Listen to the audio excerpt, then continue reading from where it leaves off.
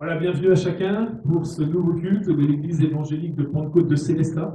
On est vraiment heureux ce matin encore d'être avec vous, d'être ensemble. Et ce matin, je suis accompagné avec le groupe pour pouvoir vous conduire dans la louange et dans l'adoration de notre Dieu. C'est toujours une joie pour nous de célébrer l'Éternel. La Bible nous invite à célébrer l'Éternel en tout temps. Et ce que nous voulons faire encore ce matin, c'est nous réjouir dans le nom du Seigneur. C'est le premier chant que nous allons prendre ensemble. Je célébrerai le nom de mon Seigneur. Alléluia.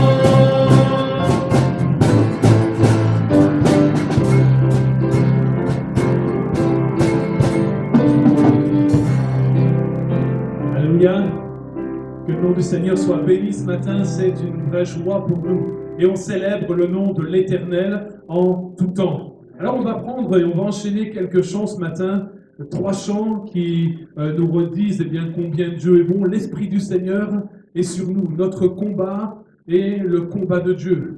Il est au milieu de nous. Est-ce que vous croyez ce matin qu'il est avec vous? On est là, nous à l'église, on est en train d'enregistrer ce temps pour vous, pour nous ensemble, ce culte. Mais est-ce que vous croyez là, dans vos maisons, derrière vos écrans, que l'Éternel est avec vous? Alléluia. Nous on le croit, en tout cas, on croit que l'Éternel il est là. Amen. Et il va nous bénir encore ce matin, que le nom du Seigneur soit béni. L'Esprit du Seigneur est sur nous, notre combat.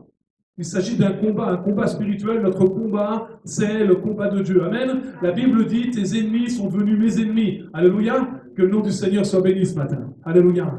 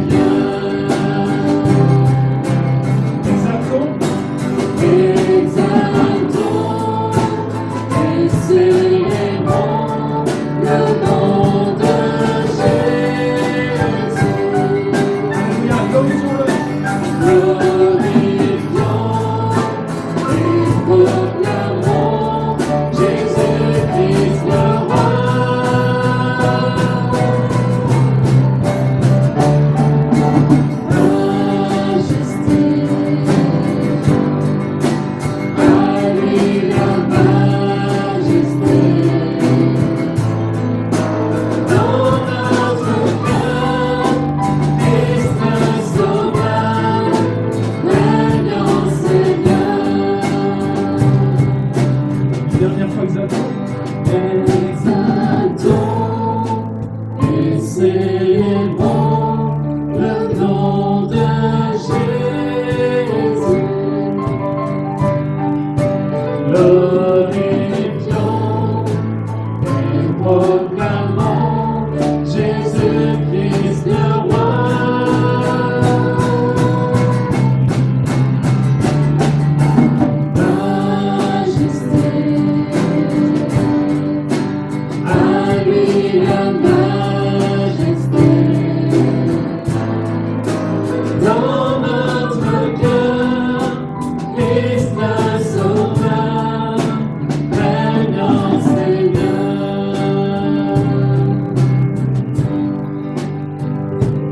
Alléluia, Jésus. Seigneur, on veut te proclamer ce matin parce que tu es notre Dieu. Tu es l'Éternel et tu règnes. Dans toute ta majesté, dans ta magnificence, Seigneur, nous t'adorons. Tu es le roi des rois, le Seigneur des seigneurs. Mon cœur te loue, t'adore, te célèbre encore ce matin. Et je ne veux oublier aucun de tes bienfaits, Seigneur, parce que tu es l'Éternel. Tu nous combles de ta joie. Tu nous combles de ta paix, Seigneur, dans ces moments troublés. Merci parce que tu es notre Dieu. Et nous pouvons nous appuyer sur toi, Seigneur. Nous élevons la bannière de Jésus-Christ encore ce matin. Tu es notre Dieu. Sois exalté, sois glorifié, sois magnifié, mon Sauveur et mon Dieu. Alléluia. Exaltons et proclamons le nom de Jésus. Alléluia. Glorifions et proclamons Jésus-Christ le roi.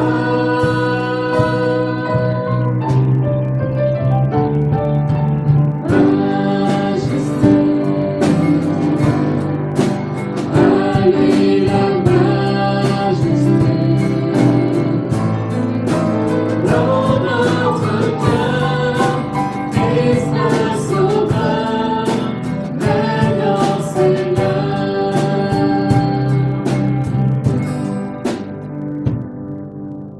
Alléluia.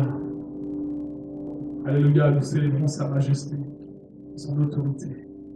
Il est le Tout-Puissant, il règne avec nous, il règne en nous. Il est là ce matin encore. Que le nom du Seigneur soit béni. Apprendre ce chant qui dit entends mon cœur. Je ne sais pas vous, mais moi, il m'arrive parfois de vouloir prier, de vouloir élever ma voix et les mots ne sortent plus. Il arrive que nos cœurs soient tellement lourds. Il arrive que le climat devienne tellement compliqué que nos mots ne sortent plus. Ce matin, on veut juste dire encore au Seigneur avec ce chant, entends mon cœur, Seigneur. Si ce matin, tu n'arrives pas à ouvrir ta bouche, si ce matin, tu n'arrives pas à le louer, laisse ton cœur monter vers l'Éternel. Laisse ton cœur s'exprimer. Alléluia.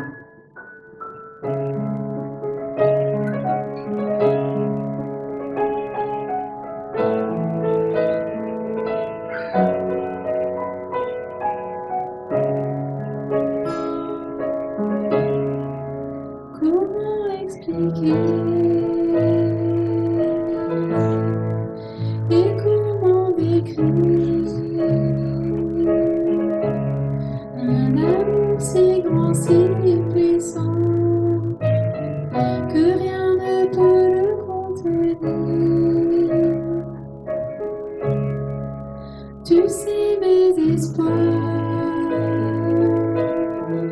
Seigneur, tu sais mes craintes.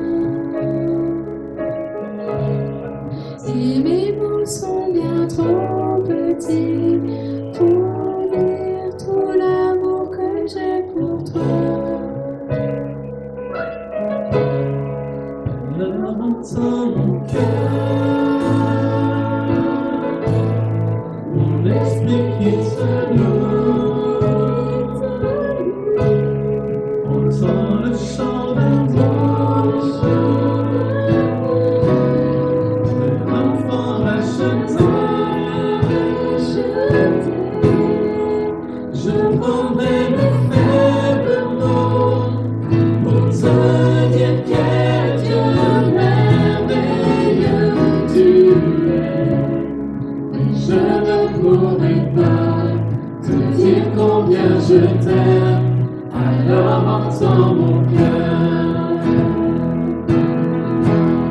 C'est tout comme la pluie. Les mots pourraient couler.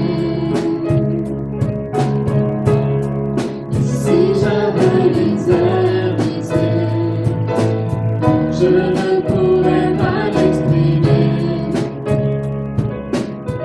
Mais dans les battements de mon cœur, tu entendras toujours. Merci pour la vie, pour la vérité et pour le chemin. Alors entends mon cœur. Alors entends mon cœur, mon esprit qui se loue. Entends le chant d'un enfant racheté.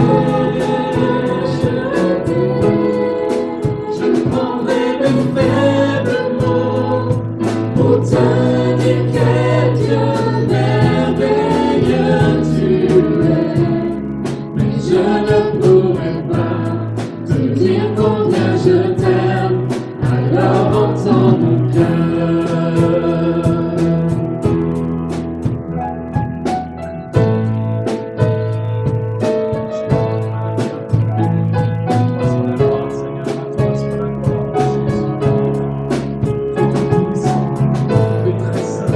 Tu es redoutable parmi les rois, Seigneur, alléluia. Oh, roi des rois, tu entends nos cœurs ce matin encore. Tu entends nos voix, Seigneur, qui vont vers toi. Tu entends tout ce qui s'élève, Seigneur, mon Dieu, pour louer ton Saint nom, Jésus. À toi soit la gloire, Seigneur, alléluia. Oh, roi des rois, le nom saint de l'immonde, Seigneur, ce matin. Alléluia.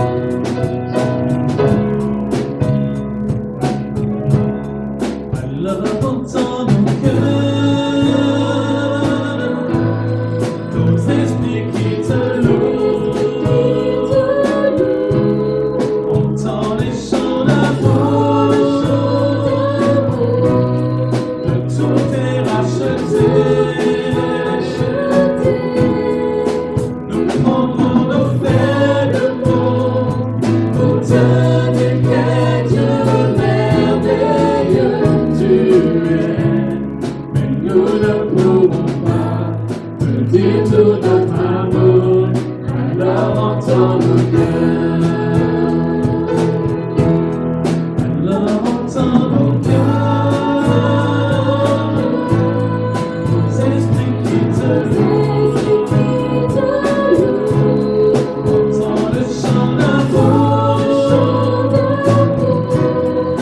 tout est racheté. Nous prendrons nos faibles mots pour te dire quel Dieu merveilleux tu es. Nous ne pourrons pas te dire tout notre amour. Alors entends nos cœurs. Mais nous ne pourrons pas te dire tout notre amour. Alors entends nos cœurs. Mais nous ne pourrons pas te dire tout notre amour. Alors entends nos cœurs.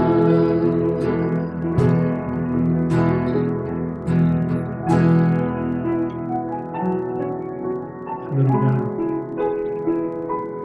Alléluia. Avant de laisser place à la parole de Dieu ce matin, on veut encore avoir cette prière dans nos cœurs. Sonde-moi, oh Dieu. Le psalmiste avait cette prière et nous puissions la faire monter devant le Seigneur encore ce matin. Sonde-moi, oh Dieu, et connais mon cœur. Éprouve-moi, Seigneur. Acceptons de dire au Seigneur, éprouve-moi et connais mes pensées. Il est celui qui lit dans les cœurs et dans les reins. Il est celui qui te connaît mieux que toi-même. Alors ce matin, avant d'écouter la parole de Dieu, encore préparons nos cœurs. Disons, Seigneur, sonde-moi.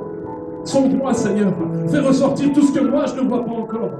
Tout ce que moi, j'ai pas encore vu, Seigneur. Fais-le sortir. Connais mon cœur. Connais mes pensées ce matin. Alléluia.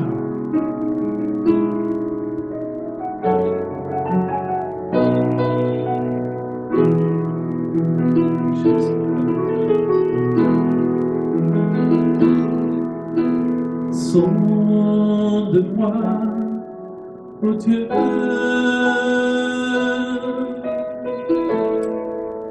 et connais mon cœur. Éprouve-moi, Seigneur,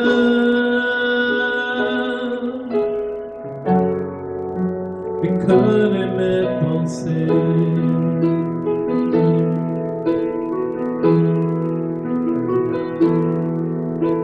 Sonde-moi, ô Dieu,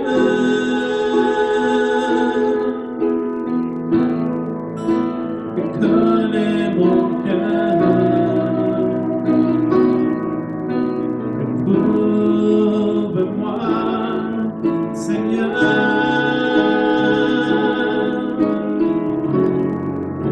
et connais mes pensées.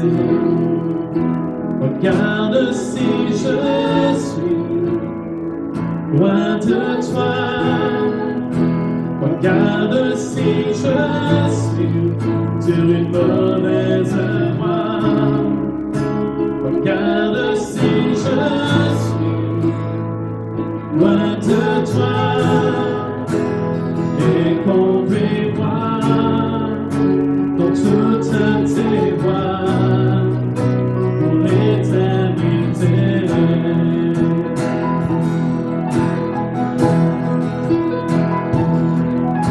Sonde-moi, ô Dieu,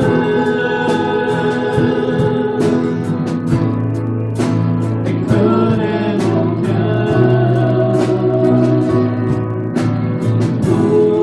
Ouvre-moi, Seigneur,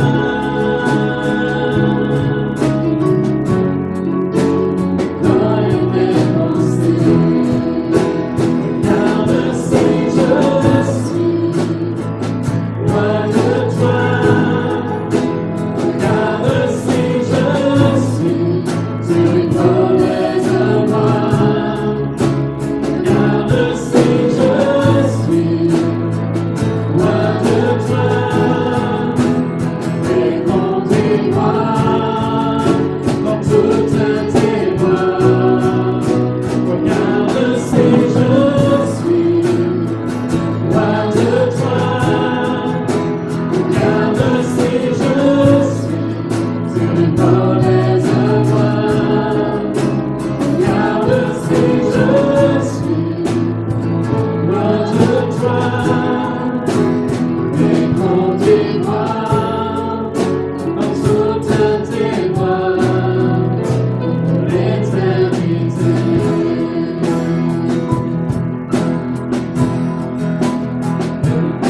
Conduis-moi dans toutes tes voies pour l'éternité.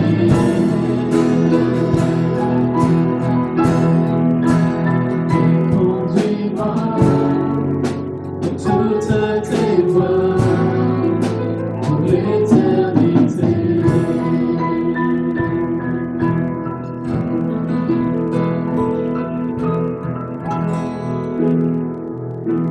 Alléluia. Alors on bénit le Seigneur, que le nom du Seigneur soit loué ce matin encore. Voilà, je laisse maintenant toute la place à la parole de Dieu et c'est François qui va nous conduire dans ce que le Seigneur a mis sur son cœur. Soyez bénis. Bonjour les amis, bonjour chers frères et sœurs. Content de vous retrouver, même si c'est au travers d'une vidéo. On se retrouvera à l'église en présentiel bientôt et on sera heureux de continuer à chanter, louer le Seigneur ensemble. Soyez bénis. Je vous invite à ouvrir votre Bible ce matin dans le livre de Jérémie. Jérémie chapitre 1 et on va lire à partir du verset 4. Et ce matin, j'aimerais vous parler de Jérémie, de Éliou et de Timothée. Jérémie 1, 4. La parole de l'Éternel me fut adressée en ces mots. Avant que je t'eusse formé dans le ventre de ta mère, je te connaissais. Et avant que tu fusses sorti de son sein, je t'avais consacré. Je t'avais établi prophète des nations. Je répondis, « Ah, Seigneur, Éternel, Voici, je ne sais point parler et je suis un enfant. Et l'Éternel me dit, ne dis pas, je suis un enfant, car tu iras vers tous ceux auprès de qui je t'enverrai, et tu diras tout ce que je t'ordonnerai. Ne les crains point, car je suis avec toi pour te délivrer, dit l'Éternel.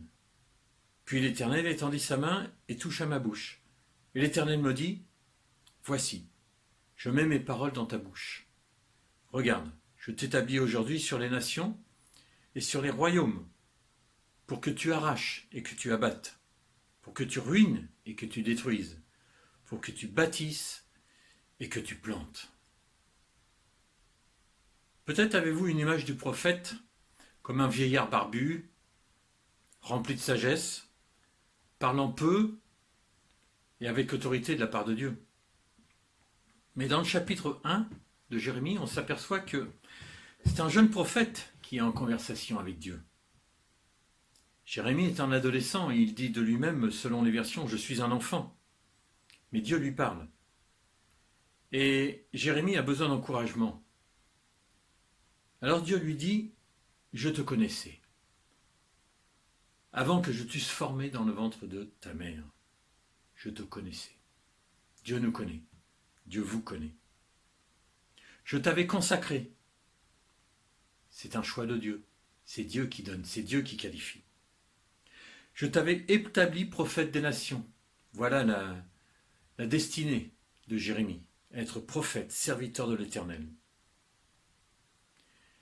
La charge de Jérémie à cette époque n'est pas facile, car il a été prophète du temps de Josias, Joachim, Sédécias, ces rois qui ont vécu avant que Jérusalem soit déportée, avant la captivité. Et c'est pendant environ 40 à 50 années que Jérémie a été au service de Dieu. Jérémie, cela veut dire celui que l'Éternel a désigné. Jérémie, c'est celui qui veut parler, qui veut garder, sa relation avec Dieu. Il est jeune et il supplie le peuple de se tourner à nouveau vers l'Éternel. Nous avons vu que très jeune, Jérémie reçoit l'appel du Seigneur pour le servir, avant que tu sois formé dans le ventre de ta mère. Et là, quand Dieu lui adresse la parole, c'est un enfant. Comment va réagir Jérémie? Il va répondre, « Ah, Seigneur éternel, voici, je ne sais point parler, car je suis un enfant. » Cela ne vous rappelle-t-il pas quelqu'un? Exode 4, verset 10, Moïse dit à l'Éternel, « Ah, Seigneur, je ne suis pas un homme qui ait la parole facile. Et ce n'est ni d'hier ni d'avant-hier, ni même depuis que tu parles à ton serviteur, car j'ai la bouche et la langue embarrassée. » Et oui, on peut servir le Seigneur avec une langue embarrassée. L'important, c'est de servir le Seigneur et de dire ce que le Seigneur veut. L'Éternel dit à Jérémie, « Tu iras vers tous ceux auprès de qui je t'enverrai. » Il lui dit aussi, « Tu diras tout ce que je t'ordonne. Voici, je mets mes paroles dans ta bouche. » L'Éternel lui donne la force pour accomplir sa mission. Et il lui dit aussi, « Ne crains point, car je suis avec toi pour te délivrer, dit l'Éternel. » Dieu forme Jérémie, et il reçoit une première vision. La parole de l'Éternel me fut adressée en ces mots, « Que vois-tu, Jérémie ?» Je répondis, « Je vois une branche d'amandier. » Le mot amandier signifie « arbre qui veille ». Et l'Éternel répond à Jérémie, « Tu as bien vu, car je veille sur ma parole pour l'exercer. » Jérémie 1,12. L'amandier, c'est un des premiers arbres qui fleurit au printemps. La vision de cette branche annonce le début du jugement de Dieu, du jugement divin. Dieu a voulu travailler avec Jérémie parce qu'il a vu son état de cœur. Et la jeunesse n'est pas un obstacle pour Dieu, qui travaille avec qui il veut. Jérémie, c'est celui qui a voulu encourager le peuple et garder sa relation avec Dieu.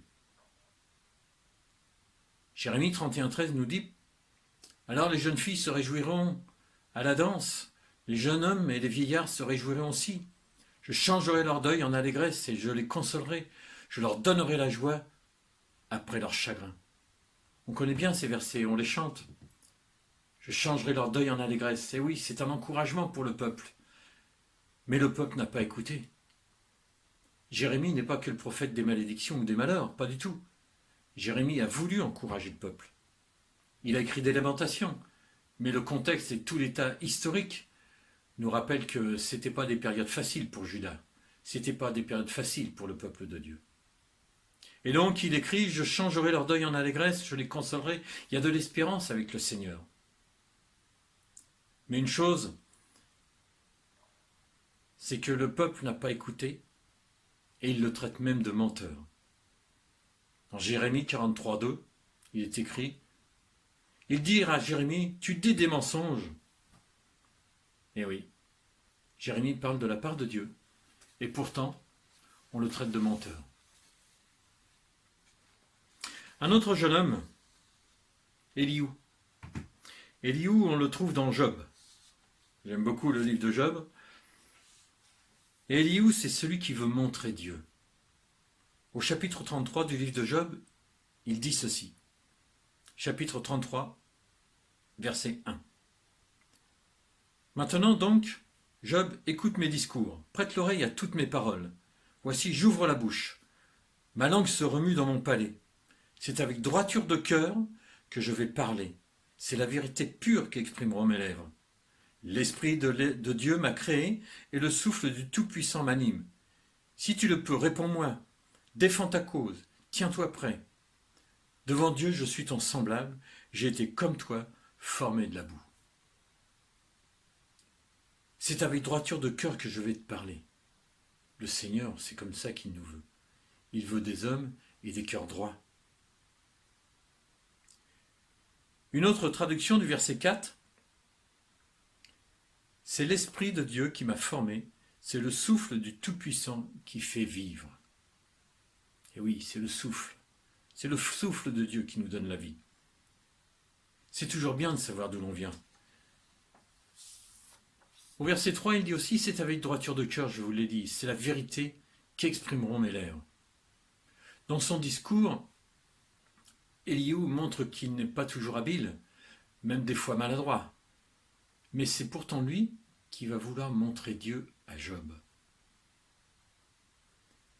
Éliou, il a dit quelque chose de très connu, vous le savez, Job 33, 14, Dieu parle cependant tantôt d'une manière, tantôt d'une autre, et l'on n'y prend pas garde. Mais que dit la suite? La suite du verset 14, c'est le verset 15 bien sûr, et il dit « Il parle par des songes, par des visions nocturnes, quand les hommes sont livrés à leur profond sommeil, quand ils sont endormis sur leur couche.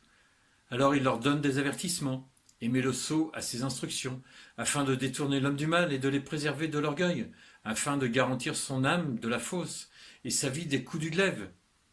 Par la douleur aussi, l'homme est repris sur sa couche.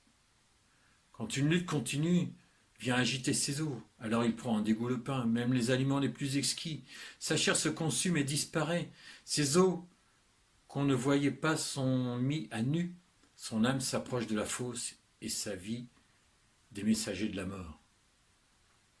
Oui, le Seigneur parle par des songes, par des visions nocturnes, pardon. Il parle par la douleur, il parle quand l'homme est couché. Dieu parle de différentes manières. Mais Éliou continue avec le verset 22, toujours dans ce chapitre 33. Il parle de l'homme, bien sûr, son âme s'approche de la fosse et sa vie des messagers de la mort, mais s'il se trouve pour lui un ange intercesseur, un d'entre les 1000 qui annonce à l'homme sa voie qu'il doit suivre, Dieu a compassion de lui et dit à l'ange, délivre-le afin qu'il ne descende pas dans la fosse. J'ai trouvé une rançon. Job a dit, mon Rédempteur est vivant. Éliou montre que Dieu a trouvé une rançon. C'est un jeune qui dit ça, c'est pas un vieux, c'est un jeune. Dieu a trouvé une rançon. En lisant les chapitres suivants, nous voyons qu'Éliou est plus proche de Dieu par sa façon de parler à Job. À partir du chapitre 38, il parle de la nature, la pluie, le vent, l'animal sauvage. Puis au verset 37, il dit « Job, sois attentif à ces choses, considère encore les merveilles de Dieu. Sais-tu comment la neige les dirige et fait briller son nuage étincelant? Comprends-tu le balancement des nuées ?» Et il continue comme ça sur plusieurs versets à poser des questions à Job. Que des questions qui amènent Job à considérer l'œuvre de Dieu, le créateur de Dieu, les merveilles de Dieu. Et comment Dieu va-t-il répondre à Job? Par des questions. Dieu posera 77 questions à Job au sujet de sa création. Et malgré le fait qu'Élihu ait pu être maladroit avec Job, la jeunesse n'est pas un obstacle à la connaissance de Dieu. Et on s'aperçoit dans le livre de Job que Élihu était le plus proche, même dans la façon de Dieu pour répondre à Job. Et puis il y a Timothée. Timothée, c'est celui qui apprend et qui marche avec Dieu. 2 Timothée 2,15, chapitre 2, verset 15, il est écrit « Efforce-toi de te présenter devant Dieu comme un homme éprouvé, un ouvrier qui n'a point à rougir, qui dispense droitement la parole de la vérité. Évite les discours vains et profanes, car ceux qui les tiennent avanceront toujours plus dans l'impiété. » Timothée est à l'école de Dieu, avec l'apôtre Paul. Pourtant, Timothée, dès sa jeunesse, avait eu un enseignement, des modèles au travers de sa mère Eunice et sa grand-mère Loïs. C'est écrit dans 2 Timothée 1,5. Gardant le souvenir de la foi sincère qui est en toi, qui habita d'abord dans ton aïeul Loïs et dans ta mère Eunice, et qui, j'en suis persuadé, habite aussi en toi. C'est un encouragement de Paul. Il avait une foi sincère, Timothée. Et après avoir eu comme modèle sa mère et sa grand-mère, c'est Paul qui a servi de modèle à Timothée.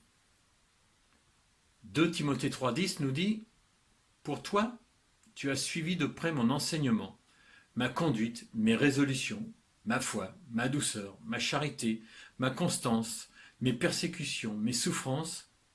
À quelles souffrances n'ai-je pas été exposé à Antioche, à Icône, à Lystre? Quelles persécutions n'ai-je pas supportées? Et le Seigneur m'a délivré de toutes. Or, tous ceux qui veulent vivre pieusement en Jésus-Christ seront persécutés. » Malgré la situation de Paul, il est en prison à Rome, Paul encourage Timothée et il veut l'exhorter. Dans 1 Timothée chapitre 1, il dit à Paul de combattre le bon combat en gardant la foi dans une bonne conscience. Il ne faut pas se tromper. Il ne faut pas se tromper de combat. Garder la foi et une bonne conscience. Garder la foi pour nous-mêmes. S'appuyer sur la parole. Repasser en son cœur ce que Dieu y a déposé. Lire la parole. Garder une relation avec Dieu. Avec Jésus le Messie. Garder sa confiance en Dieu. Et puis garder une bonne conscience. C'est ce qui va nous permettre un jugement de valeur de nos propres actes. C'est ce qui va développer notre responsabilité avec la connaissance du bien et du mal. C'est s'éloigner du mal. Une conscience pure, comme pour les diacres dans 1 Timothée 3,9. Une conscience à l'aise vis-à-vis de Dieu et qui jouit de la communion avec Dieu. Et pour le combat, n'oublions pas que nous avons un adversaire. Un adversaire qui rôde comme un lion rugissant, cherchant qui il va dévorer. Paul encourage Timothée à être un bon ministre, un bon serviteur. Serviteur, c'est ce que veut dire ministre. 1 Timothée 4,6 nous dit aussi, en exposant ces choses aux frères, Paul dans ce passage parle de l'hypocrisie des faux docteurs. En exposant ces choses aux frères, tu seras un bon ministre de Jésus-Christ, nourri des paroles de la foi et de la bonne doctrine que tu as exactement suivies. Paul encourage Timothée à se nourrir des paroles de la foi et de la bonne doctrine. C'est important, la bonne doctrine. Paul écrit par rapport aux faux docteurs. Leur conscience est flétrie. Vous avez déjà vu une belle pomme? On a envie de la manger quand elle est belle. Mais quand elle est flétrie, elle n'a plus un bel aspect et on n'en a plus envie. La doctrine, l'enseignement doit rester conforme à la parole de Dieu. Et Paul ajoute au verset 7, 1 Timothée 4, 7, « Repousse les contes profanes et absurdes, exerce-toi à la piété. C'est le respect des choses de Dieu. » La piété, le respect des choses de Dieu. Repousse les contes profanes et absurdes. Il est fort, Paul. Paul continue d'encourager Timothée. « Toi donc, mon enfant, fortifie-toi dans la grâce qui est en Jésus-Christ. » Dans Tite, au sujet de la grâce, il est écrit ceci, Tite, chapitre 2, versets 11 et 12. « Car la grâce de Dieu, source de salut pour tous les hommes, a été manifestée. Elle nous enseigne à renoncer à l'impiété et aux convoitises mondaines, et à vivre dans le siècle présent selon la justice et la piété. » La grâce nous libère du péché. Cela, nous en avons tous fait l'expérience. Nous sommes graciés, nous sommes pardonnés. Nos péchés sont oubliés. Mais la grâce, c'est plus que ça. C'est être réellement libre. Avoir cette liberté au quotidien. Ce n'est plus être tiraillé de droite et de gauche, mais rester sur le chemin où Dieu nous a mis. C'est plus une contrainte, c'est un choix, une liberté, une grâce en Jésus qui nous a donné notre liberté et nous a affranchis. Jean 8, 36 nous dit « Si donc le Fils vous affranchit, vous serez réellement libre. » On doit renoncer à l'impiété, aux convoitises modernes, à vivre dans le siècle présent. Toutes ces choses ne sont pas bonnes pour nous. Paul continue de conseiller Timothée. Fuis les passions de la jeunesse. Lui, il était jeune aussi, Timothée. Et recherche la justice, la foi, la charité, la paix, avec ceux qui invoquent le Seigneur d'un cœur pur. Fuis les passions de la jeunesse. Ça, c'est l'expérience qui fait que nous savons ces choses pour nous, mais il est vrai que lorsqu'on est jeune, et c'est normal, on a quelques passions, on a quelques envies, et on s'aperçoit que c'est pas forcément toujours utile, et on a encore besoin d'apprendre. Timothée était un jeune serviteur, mais il avait appris dès sa jeunesse les choses de Dieu.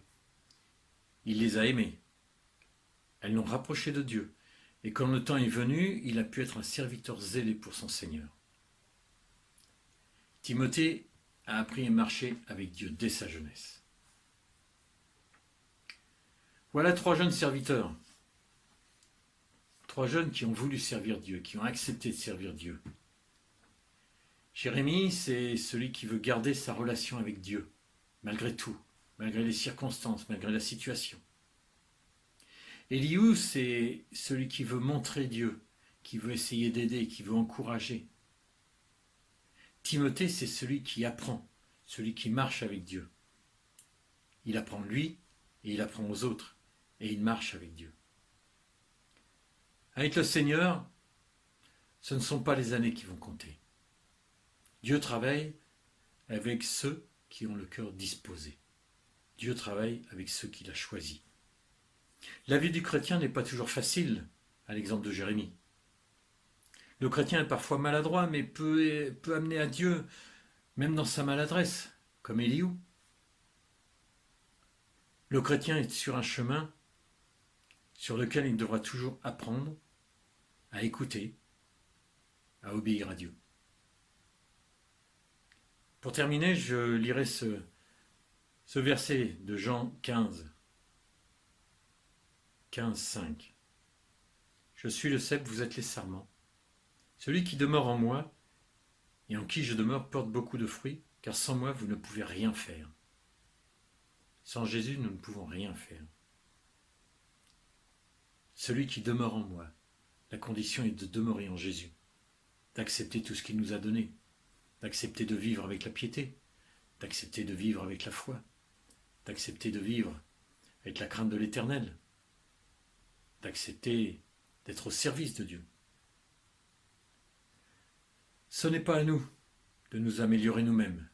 Nous devons accepter de travailler pour le Seigneur. Et ce n'est pas à nous de nous améliorer nous-mêmes. Quand on a compris ce que demande le Seigneur, c'est de le laisser faire. Et de le laisser faire son œuvre en nous. C'est cela que Dieu nous demande. Comme il l'a fait pour ces 3 jeunes dans la parole de Dieu. Et il y en a d'autres, il y a beaucoup d'hommes comme ça, beaucoup de femmes aussi. Merci au Seigneur de nous appeler. Merci au Seigneur de susciter en nous de le servir. Merci. Soyez bénis. À bientôt.